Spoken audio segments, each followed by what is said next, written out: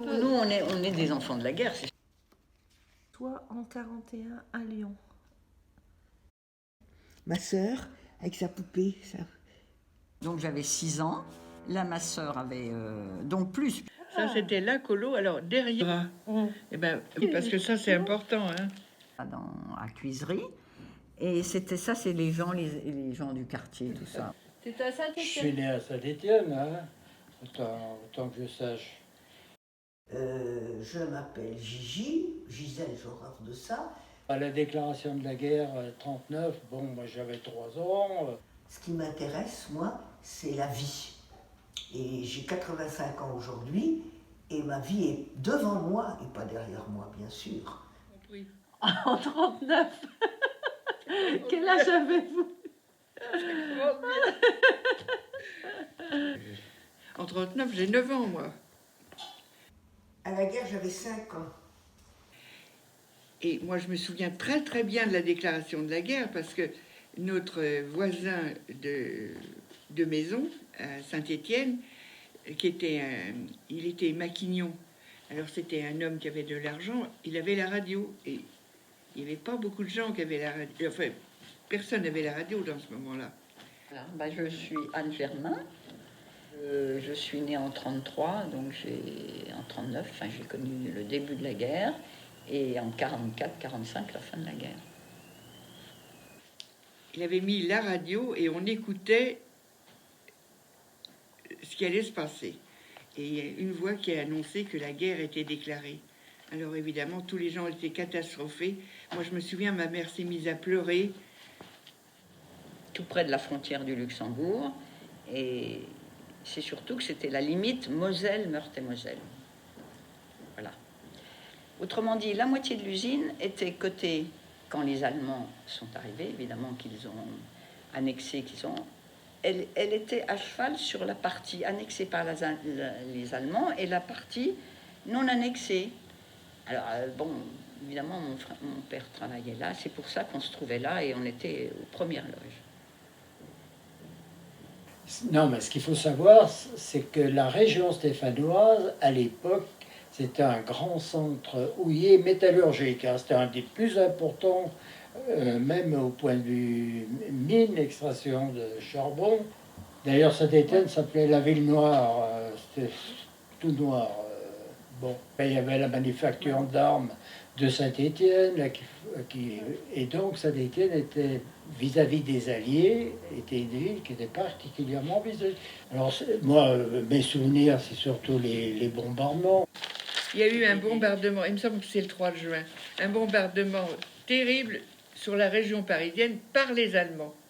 Alors, ils ont bombardé beaucoup la région parisienne. Paraît-il qu'ils cherchaient les usines Citroën, je ne sais pas pourquoi Citroën, mais enfin, et puis la gare Montparnasse. Alors, c'était donc dans le sud. Il y a eu des bombes sur Vanves, ici les Moulineaux, Malakoff. Et à Vanves, il y a eu un pavillon qui a été... Parce que finalement, ils n'ont pas bombardé du tout les voies stratégiques. C'était pour épouvanter la population. Et mon père était prisonnier, et ma mère est partie en exode avec nous 3 dans la Citroën de mon père. Et devant, il y avait ma grand-mère, ma tante, dans une autre Citroën avec mes cousines. Et il y en avait 2 voitures, et ma grand-mère. Et on est arrivé à Tours, je me souviens.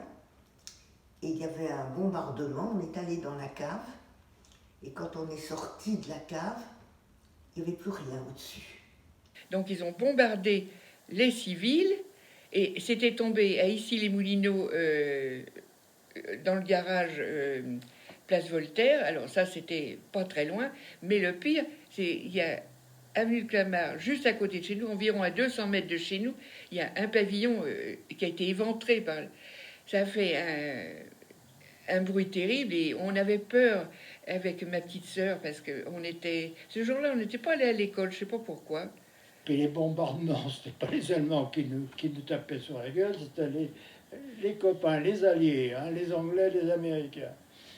Ah Et quand il y avait un bombardement, bon, on était avertis par les sirènes qui crachaient dans toute la ville. Et puis on descendait, nous on habitait au 4e, on descendait à la cave, hein, 5 étages.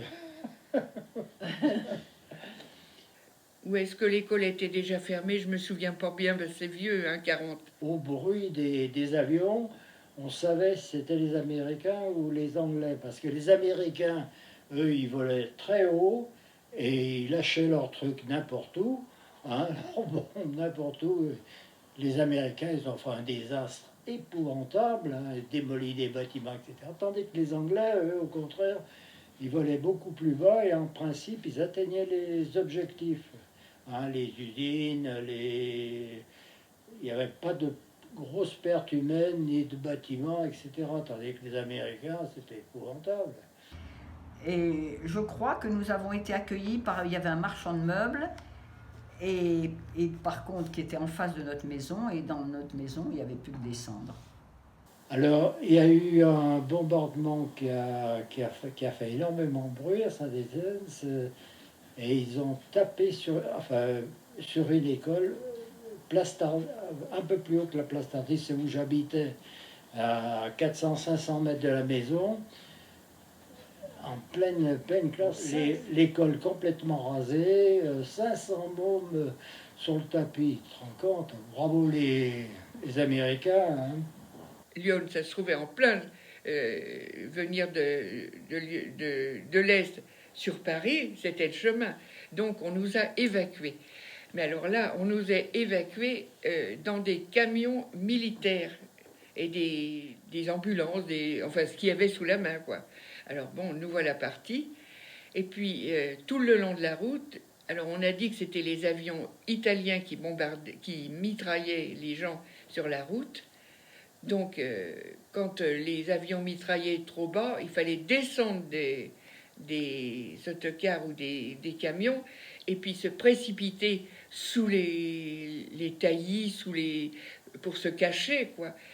Pour l'histoire du départ, en 1939, la déclaration de guerre s'est faite fin 1939, et nous, on est partis en décembre 1939, on est partis dans le centre de la France, à Cuisery exactement, qui est à côté de Tournu, vous savez, Tournu, Mâcon, enfin toute cette région-là.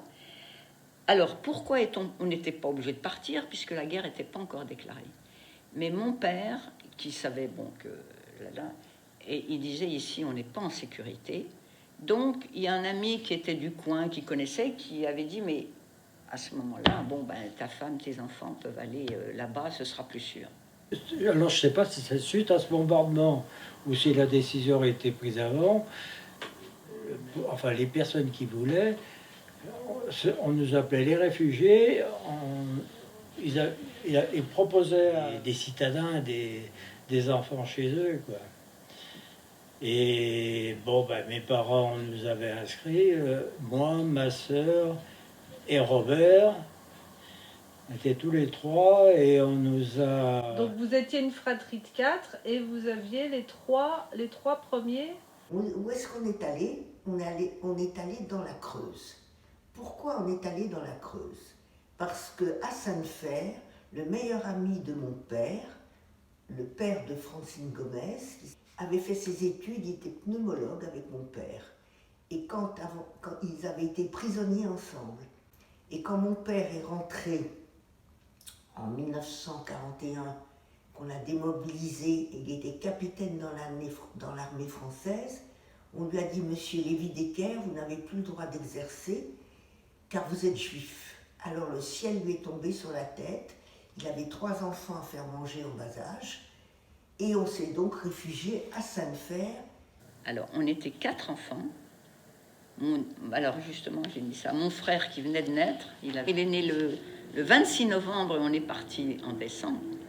Donc, moi, j'avais 7 ans, je suis de 33, donc j'avais 6 ans.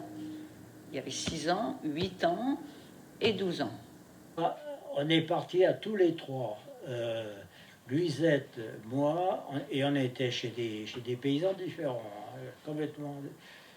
Jansanières, c'est un village de 200 habitants, au col du Béal, au-dessus de Chalmazel, c'est-à-dire Montbrison, Bois, Chalmazel et Jansanières. Bah, à l'époque, Jansanières, personne ne connaissait Jansanières. C'était un village de 200 habitants. Il y avait un car qui, une fois ou deux fois par semaine, qui montait à Chalmazel.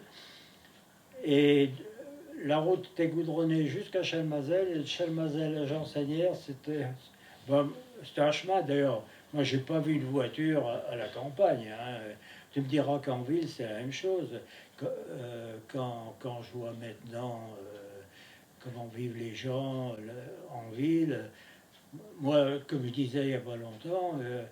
Donc, on est arrivé à Tournu. Moi, c'est des flashs qui me restent. Et c'est l'hiver où il a fait tellement froid, il y avait énormément de neige. Alors, dans un coin perdu, ma mère, on est descendu du côté du train, certainement côté rail. On ne voyait pas les rails ni le quai. Et là, je me souviens que ma mère est tombée et elle s'est fait attraper par le gars de la SNCF parce qu'elle n'était pas descendue du bon côté. Enfin bref, ça c'est un flash qui m'est resté. Ouais. Et après, on est arrivé dans une petite rue d'un petit village, une petite maison où il n'y avait pas grand-chose. On arrivait quand même à 5 là. Et dans cette... Alors, on n'avait rien, évidemment. En plus, dans un petit village comme ça, qu'est-ce qu'on était? Les Boches de l'Est. Il s'est passé un événement extraordinaire, c'est que la fille de notre femme de ménage a découvert dans la tenue militaire de mon père ses papiers militaires, et au lieu de s'appeler Decker comme on s'appelait Lévi Decker.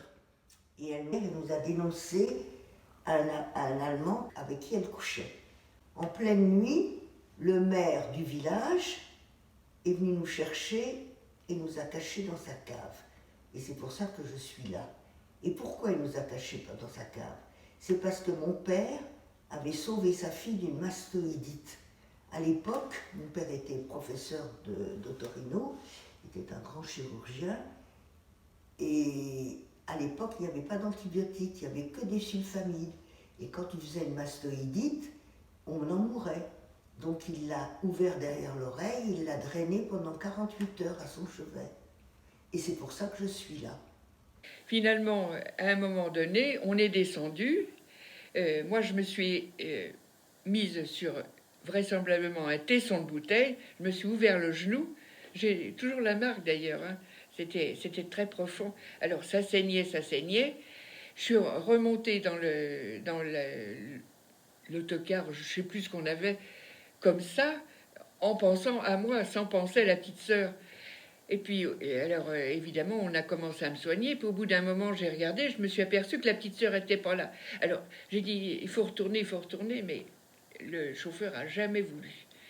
Alors, évidemment, j'étais triste parce que ma mère m'avait tellement confié ma petite sœur. Puis enfin, je l'aimais bien, ma petite sœur. Vous vous rendez compte? Une petite fille. Alors, elle avait dû suivre un autre groupe, sûrement. Parce que c'était la panique, hein. Et...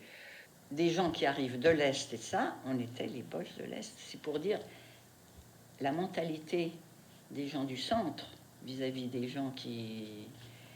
Puis comme la guerre n'était pas complètement déclarée, ils se demandaient ce qu'on venait faire, en fait. Donc on est resté quand même au moins 10-12 jours où vraiment, là, on a eu faim quand même. La zone libre a été occupée.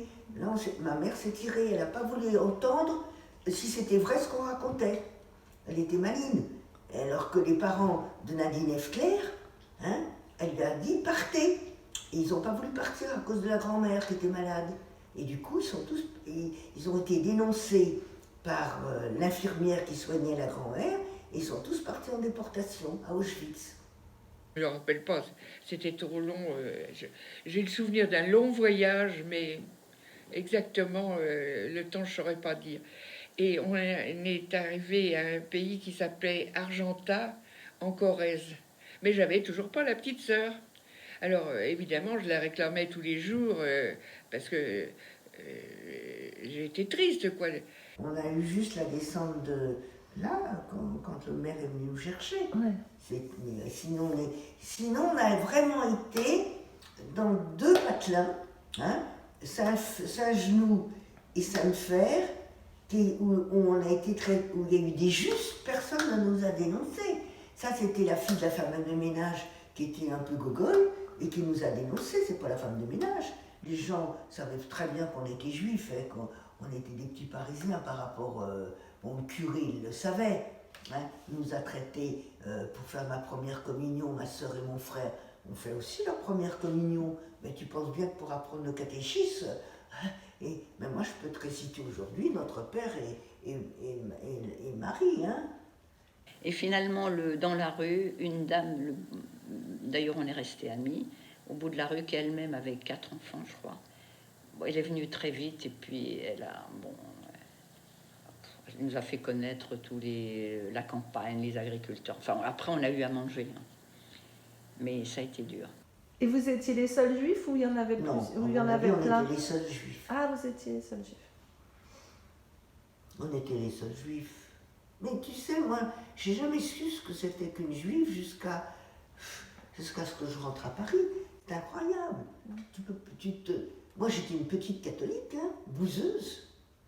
Vous l'aviez trouvé en c'est location? l'ami, oui, c'est l'ami de mon père qui avait dit allez là, il s'était occupé, ils auront un logement quand même, on avait un logement. Oui. Et en fait, pourquoi il avait choisi ce logement? Parce qu'en face, il y avait une école. Mon père qui pensait toujours. Donc il y avait une école, mais il n'avait pas pensé il fallait quand même manger. Vous étiez tous ensemble, en fait? Ah oui, avec une classe. À la campagne. Il n'y avait pas il y avait pas les grands et les petits. Et puis c'était des instituteurs, c'était un couple qui vivait dans le village, je crois même qu'ils vivaient dans l'école. L'école, la classe faisait partie de la maison dans laquelle ils habitaient. Parce qu'on était partis pour les vacances. Donc ma mère est revenue nous chercher. Et quand on est arrivé à la maison, la première chose que ma mère a faite, c'est de nous dépouiller. Moi, j'étais pleine de poux. Je suppose que toute l'école en avait, quoi. Les gosses, c'était comme ça. Alors, comment ça se passait à l'école, justement? Alors, ça doit être en 42, je pense, d'après mes souvenirs. Parce que, évidemment, c'est un petit peu flou, tout ça. Un jour, la directrice de l'école, mademoiselle Molière, rentre dans la classe et elle tenait par la main une petite fille. Alors, elle nous explique que c'est une petite fille qui vient, on ne sait pas trop d'où, des pays de l'Est, Roumanie, Bulgarie, Tchécoslovaquie, on ne sait pas trop où. Et qu'elle va maintenant étudier en France, qu'elle est arrivée là, quoi, qu'elle va étudier là. Et puis alors, elle cherche à côté, à qui la mettre. Et moi, comme j'étais bavarde, c'était des tables à 2. Alors, elle dit, ah bah tiens, Monique, je te la confie. Finalement, cette petite fille, qui s'appelait Martha Metsch, est devenue vraiment ma copine, quoi, parce que c'était elle était d'abord jolie comme tout, elle parlait un français impeccable, malgré qu'elle ne soit pas française, et puis une gentille fille, mais pas très bavarde, elle ne racontait pas beaucoup ses affaires. Et puis un beau jour, ma Martha, plus de Martha. Alors, bien sûr, on s'inquiète dans la classe. Martha n'est pas là, Martha n'est pas là. Alors on demande à la maîtresse et elle nous dit « Non, non, vous inquiétez pas, vous inquiétez pas. Elle est rentrée dans son pays. » Bon, on était enfants, on l'a cru. Et c'est longtemps après, vers les années, je dirais bien 1950, même peut-être plus tard, que j'ai appris que cette pauvre Martha Metsch avait été, les parents avaient été dénoncés, c'était des juifs, et fait partie d'un convoi. Alors, quand je suis rentrée en 6e, c'est-à-dire à 10 ans, il n'y avait pas de lycée, donc le premier lycée, c'était à Metz. Et Metz, qui était à 15 km de Villerue, donc je suis allée en pension là-bas, mais comme Metz était dans la zone occupée, donc tous les élèves, on parlait allemand, là, ils ont appris allemand. Et moi, quand je ne suis pas arrivée en 6e, je suis arrivée en 4e ou en 3e, je me suis trouvée avec des élèves qui parlaient allemand, surtout allemand. On commençait l'école, la classe, avec la première chose que faisait l'instituteur. Hein. J'étais pas à Polytechnique. Bon, eh bien, c'était le bol de lait. C'était la première chose que l'on faisait à l'école. Elle commençait la journée comme ça, avec le bol de lait. Enfin, le bol, c'était pas être un bol de lait, c'était être une grande tasse, je sais plus. Mais nous, on rentrait à l'école, on avait hâte D'avoir son commencer. bol. Ah ouais. Aujourd'hui, l'école de la République, où j'ai été élevée, où on avait le respect des professeurs, où on se levait, on avait des punitions. Moi, des lignes, j'en ai faites plus que des cahiers entiers. Les mauvais bulletins, j'étais punie. Et moi, je me souviens, comme j'étais vachement en avance par rapport aux autres qui savaient ni lire ni écrire, moi j'étais là. Alors, moi, je faisais du boulot. Je coupais le bois. Je me rappelle, on avait aménagé une piste, un bac à sable, etc. Mais pour les études, par contre, alors ça, c'était pas terrible, hein, parce que les écoles marchaient qu'à un quart, parce qu'évidemment, depuis la guerre, les instituteurs hommes étaient pas là, parce qu'il faut dire qu'il y a eu beaucoup de prisonniers. Mon parrain, par exemple, a été prisonnier. Il est rentré qu'en 1945. J'étais chez le maire de Jean Sagnière, le maire du Patelin. Et à l'époque, tu n'avais pas d'électricité. Le soir, c'était les bougies ou le feu de cheminée, enfin en hiver. Ça, hein, moi, j'avais droit que le dimanche après-midi jusqu'à 4 heures. Sinon, tout le restant du temps, je bossais. Tu faisais quoi? L'occupation celle qui me plaisait le plus, c'était d'emmener les bêtes au champ, surveiller les bêtes, hein, d'emmener les vaches, les chèvres, tout ça, les emmener au champ. Et vous mangiez pas beaucoup de viande? Si. Là-bas, si. Les aliments les plus fréquents, c'était, comme je disais il y a 2-3 jours, là, le lard, c'était génial.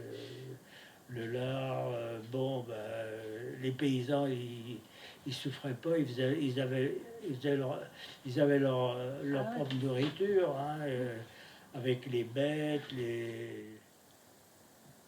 Alors, ils étaient gentils, le grand-père et la grand-mère Nolo. Chaque fois qu'on rentrait, ils s'étaient débrouillés pour qu'on rapporte un jambon. Alors, pendant plusieurs semaines, on pouvait manger mieux, quoi. Il n'y a que le pain. Moi, alors ça, le pain... après, plus tard, ça m'a fait marrer parce que le pain de seigle, tout le monde... Ah, c'est du pain de seigle, c'est bon. Alors que chez les paysans, quand j'étais chez les paysans à l'époque, le pain, c'était le pain. Le pain, c'était le pain de seigle. Hein, il n'y avait pas autre chose. Et le dimanche, ils montaient au village, parce qu'ils allaient tous à la messe, ils montaient au village et on achetait le pain blanc. C'était uniquement le dimanche où tu avais du pain blanc. Un souvenir épouvantable pendant la guerre, c'est que comme on n'avait rien, on était dans un patelin, on avait une biquette. Et alors un jour, on a mangé notre biquette. On élevait des lapins, j'allais à l'herbe aux lapins, et on mangeait ces lapins. Et moi, je ne pouvais pas, je connaissais mes lapins. Il y a le Lignon qui passe, qui prend sa source là-haut.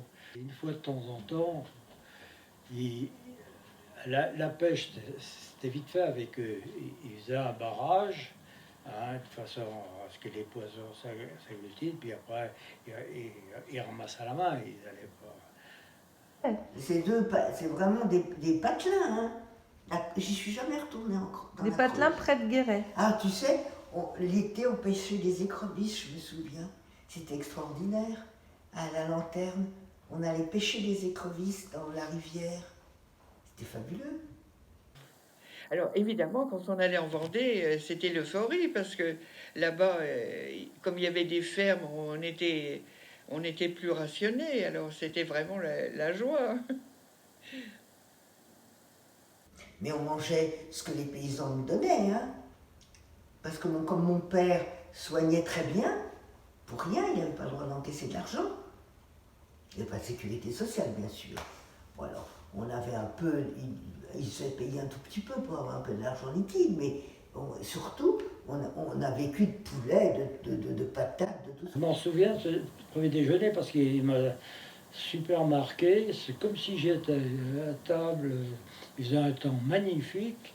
Et c'était mon premier petit déjeuner chez les paysans. La Berthe, tu sais, la boîte au lait, ça s'appelait une Berthe. Ouais. Donc tu allais le chercher à la ferme. On allait, il y avait la crème qui remontait. Je me souviens, c'était délicieux. Alors, bon, il y avait un grand bol de, je ne me rappelle plus, mettons un chocolat, j'en sais rien. Et puis, elle m'avait fait des tartines, bon, avec le pain de seigle, mais moi, je ne savais pas ce que c'était. Je n'en avais jamais mangé. Avec ça, ma mère faisait du beurre. Ouais. Il y avait les patates. On faisait des confitures, on faisait des conserves, on avait des haricots, on épluchait les petits pois. Je prends la première tartine. Oh, punaise, je dis, c'est pas possible. Il y avait le chien qui était là, qui était sur la table. Paf. Quoi, Le chien c'était était pas bon vachement heureux. Ah bah, vous viviez de troc alors, à ce Oui, moment-là. absolument. Ils soignaient contre des... Oui, je ne sais pas comment ça se passait. Au sanatorium, il devait avoir un petit salaire, peut-être. Je ne sais pas. Je n'ai jamais demandé, tiens. Ouais. Comme mon père, je n'ai jamais demandé comment ça s'était passé. Il y avait 2 lingots d'or aussi. Mon père, ben oui, il faisait, enfin du troc, je sais pas. Enfin, je me rappelle qu'à la cave, il y avait un tonneau de sardines. On mangeait où est-ce qu'il avait trouvé ça? Je lui ai enfilé toutes mes tartines. C'était pas bon. Mais il avait fait du troc parce que comme on était 4 enfants, on avait des tickets de chocolat quand même pas mal. Et le chocolat, on mangeait pas tout et ça permettait de faire du troc. Mais lui, on a mangé des... Attendez, on a été nourris, mais finalement, c'est très bon, les sardines. Non, mais... Tous les matins, il fallait s'enfiler une cuillerée de foie de morue. Alors, c'était pas la joie. Hein. Ça nourrit en Mais plus. côté hein. santé, c'est Ouais, excellent. très, très bien. Donc, je pense qu'on a tenu le coup comme ça. Enfin, non, mais toute la guerre, il y a eu quand même... On n'a jamais été gâtés côté nourriture. Ouais. Évidemment, le ravitaillement n'était pas terrible. Enfin, nous, on n'a jamais eu à se plaindre parce que, justement, ma tante avait un cœur d'or. Toutes les semaines, elle nous envoyait un colis. Toutes les semaines. Et un jour, c'était un colis d'œufs. Il fallait chercher les nids là, pour ramasser les œufs. C'est la poule elle-même qui faisait son nid, c'est pas des nids qui étaient préparés. Les poules étaient en liberté, c'était en pleine nature, dans la campagne. Et les poules, elles avaient, enfin, une poule lorsqu'elle était pondeuse, elle faisait son propre nid, puis elle faisait ses œufs. À l'époque, les gens n'avaient pas de voiture. Alors, elle poussait une charrette, je ne sais plus comment ça s'appelle, ça, à 3 roues pour transporter ses colis. Et elle devait trouver qu'on en avait souvent, nous, ça devait être ça. Alors, elle arrive, le colis était tout cabossé, c'était des œufs, ça avait coulé. Oh là là. Alors, moi, l'activité principale, c'est de dénicher les nids. Mais on ne les détruisait pas, surtout pas. Alors après, papa avait confectionné une boîte. Alors on renvoyait la boîte vide à ma tante, qui la renvoyait pleine. Les nids, une fois repérés, tous les jours, on allait ramasser les œufs. Enfin, on n'a quand même pas manqué. Mais malgré tout, ma mère nous envoyait à la campagne. Vous avez connu le manque. Alors, le manque, peut-être pas, mais pas le nécessaire, on avait. Oui. À l'époque, mon grand-père nous envoyait tous les ans une barrique de vin. Alors mon père allait avec une brouette à la gare de Clamart, parce que la gare de Clamart, c'était un centre de marchandises. ça a duré longtemps d'ailleurs, chercher son vin. Et alors il était fort, hein, parce qu'une barrique de 225 litres, ça devait être très lourd sûrement. Il rapportait ça à la maison, on descendait ça à la cave. Et le rationnement, c'était à partir de quand? Le rationnement, il y en a eu tout le temps. Hein. Tout le temps. Oui. On avait des tickets. Je vais sortir. On va les regarder. C'est toujours dans mon portefeuille parce Ouais. que mes petits-enfants, je ne manque jamais de leur montrer Ah, c'est les génial. tickets. Parce que, alors, ils me regardent avec des yeux ronds.